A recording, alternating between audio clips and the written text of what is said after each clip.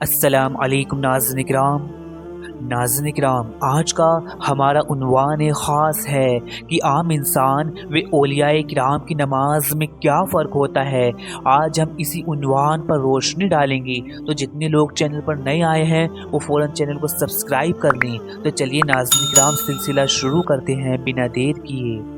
دیکھیے عزیزان محترم، اولیاء کرام اپنے درجہ بدرجہ بلند ہوتے ہوئے نماز کو اس کی اصل حقیقت کے ساتھ ادا کرتے ہیں، جبکہ عام انسان تو صرف ظاہری شرائط وضو غسل کر کے خود کو نماز کے لیے کافی جانتا ہے، جبکہ اولیاء کرام اپنی ہر نماز حضوری قلب کے ساتھ ادا کرتے ہیں، جس کے بارے میں آیا ہے کہ لا صلاۃ الا بحضور القلب، یعنی قلب کی حاضری کے بغیر نماز ہی نہیں ہے۔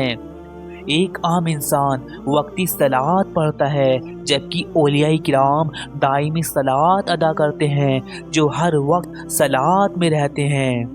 اور میرے عزیزان محترم، صلاۃ کے متعلق آتا ہے کہ الصلاۃ معراج المؤمنین، کہ نماز مومین کی معراج ہے۔ جب بندہ دوران صلاۃ حضوری قلب کے ساتھ صلاۃ میں حضوری حاصل کر لیتا ہے تو وہ اللہ عز و جل کی دید میں گم ہو جاتا ہے۔ یہی نماز مومین کی معراج بنتی ہے، اور غوث اعظم فرماتے ہیں کہ دید عشق ہی نماز عشق ہے۔ جہاں نمازی بھی نماز سے غائب ہے، وہاں معاصی و اللہ کچھ بھی نہیں۔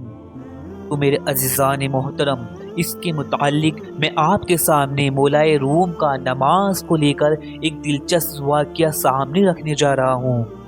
تو عزیزان محترم، ایک بار حضرت جلال الدین رومی تبریزی رحمۃ اللہ علیہ قاضی نظم الدین شہنائی دیوان کے پاس کسی کام سے گئے، تو قاضی صاحب کے خادم نے کہا کہ قاضی صاحب ابھی نماز پڑھ رہے ہیں۔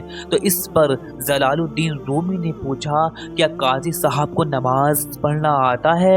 تو اس بات پر حیرت جتاتے ہوئے خادم نے کہا، یہ آپ کیسی بات کر رہے ہیں؟ تو آپ مولائے روم نے کہا، میں یہ اس لیے کہہ رہا ہوں کہ عالم اس وقت تک نماز نہیں پڑھتا ہے جب تک کہ وہ بیت اللہ کی سمت کا تعین نہ کر لے۔ مولائے روم نے آگے مزید ارشاد فرماتے ہوئے کہا، اور فقیر تب تک نماز ادا نہیں کرتا ہے کہ جب تک عرش کو برابر اپنی آنکھوں سے دیکھ نہ لے۔ یہ کہتے ہوئے مولائے روم واپس چل دیے، اور رات کو خواب میں قاضی صاحب کیا دیکھتے ہیں کہ مولائے روم عرش پر مصلی بچھائے نماز پڑھ رہے ہیں۔ تو خواب کی ہیبت سے بیدار ہو کر قاضی صاحب فوراً مولائے روم کے پاس پہنچے اور معذرت کے ساتھ کہنے لگے، آپ مجھے اس معاملے میں معذور ہی سمجھو۔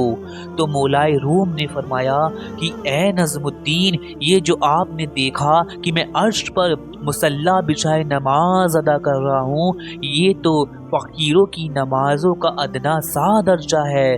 فقیر جب اس سے بھی آگے 70,000 مقامات طے کر لیتا ہے تو وہ اپنی 5 نمازیں عرش پر ادا کرتا ہے، اور جب وہاں سے لوٹتا ہے تو اپنے آپ کو بیت اللہ میں دیکھتا ہے، اور پھر جب بیت اللہ سے لوٹتا ہے تو پوری کائنات کو اپنی 5 انگلیوں کے درمیان دیکھتا ہے۔